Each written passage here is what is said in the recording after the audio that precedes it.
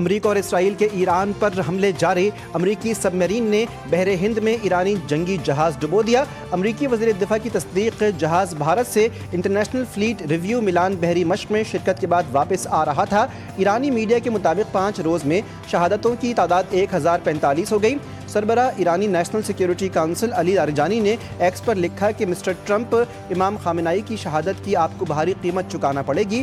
Netanyahu کی لاپرواہی سے آپ نے امریکی عوام کو ایران کے ساتھ بزدلانہ جنگ میں گھسیٹ لیا۔ اب حساب لگا کر دیکھیں کہ ان چند دنوں میں 500 سے زائد امریکی فوجیوں کی ہلاکت کے بعد بھی امریکہ آگے ہے یا اسرائیل۔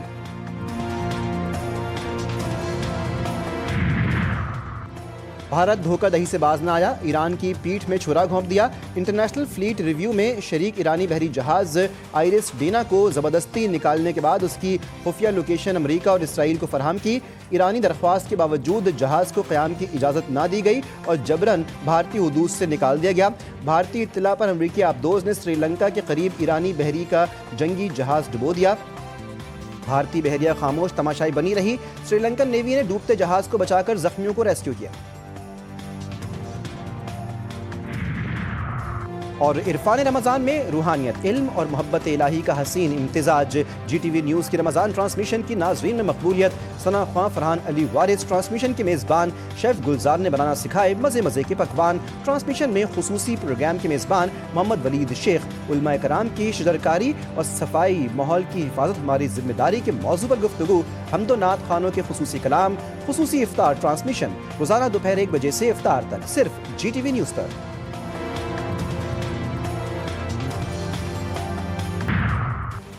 لبنان میں اسرائیل اور حزب اللہ میں شدید جھڑپیں، اسرائیلی فوج کئی کلومیٹر اندر گھس گئی، حزب اللہ کے ٹھکانوں پر بمباری اور ڈرون حملے۔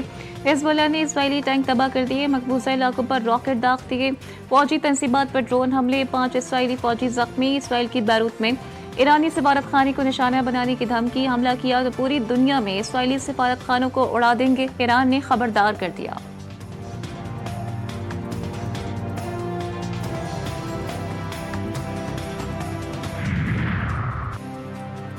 مشرق وسطی میں پل پل بدلتی صورتحال، ایران اور خلیج ممالک کے درمیان کشیدگی میں کمی پاکستان کی اولین ترجیح۔ وزیراعظم شہباز شریف کی زیر صدارت پارلیمانی جماعتوں کے رہنماؤں اور نمائندگان کا اجلاس۔ پاکستان افغانستان صورتحال، ایران، مشرق اور وسطی خلیج میں کشیدگی پر ان کیمرہ بریفنگ۔ شرکا کو بتایا گیا کہ پاکستان نے تنازع کی شدت میں کمی لانے کے لیے ہر ممکن کوشش کی۔ شرکا نے خطے میں امن کے لیے پاکستان کی جانب سے سفارتی کوششوں کو سراہا۔ موجودہ حالات میں ملی اتحاد، اتفاق و یگانگت کی ضرورت پر زور۔ افغان طالبان رجیم کے خلاف جاری آپریشن پر بھی بریفنگ۔ دہشت گردی کے خاتمے کے لیے مضبوط عزم کا اعادہ۔ Peoples Party, J U I F, M Q M, Balochistan Awami Party کے اراکین کی شرکت۔ اجلاس میں اپوزیشن جماعت تحریک انصاف کا کوئی رکن شریک نہیں ہوا۔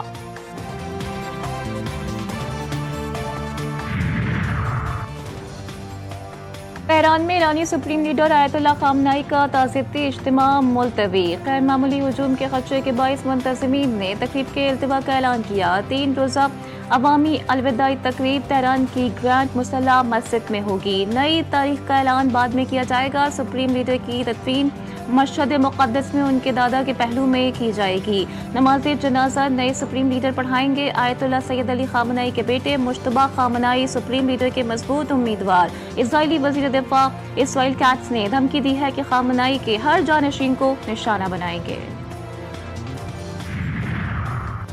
ایران کا امریکہ سے مذاکرات سے صاف انکار۔ ایرانی وزیر خارجہ عباس اراغچی نے کہا ہے کہ ٹرمپ نے مذاکرات کی میز کو بمباری سے اڑایا۔ ایٹمی مذاکرات کو ریئل اسٹیٹ ڈیل سمجھنا اور حقائق کو جھوٹ سے چھپانا کسی مسئلے کا حل نہیں ہے۔ ٹرمپ نے بغض اور یک طرفہ پالیسی کے تحت مذاکرات کی میز کو ہی بمباری کا نشانہ بنا دیا۔ شہید آیت اللہ خامنائی کے سینئر مشیر محمد مخبر نے کہا کہ ایران امریکہ کے ساتھ کبھی مذاکرات نہیں کرے گا۔ ایران کے امریکیوں کے ساتھ کسی بھی شکل میں کوئی رابطے نہیں۔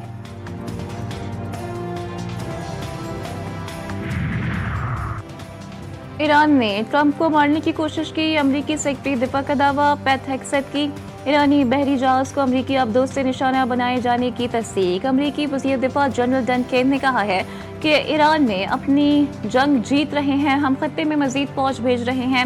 ایران کی جانب سے میزائل اور ڈرون فائر کرنے میں کمی آئی ہے، نقصانات کا جائزہ لینے میں وقت لگے گا۔ پینٹاگون نے ایرانی حملے میں ہلاک ہونے والے 4 امریکی فوجیوں کی شناخت ظاہر کر دی۔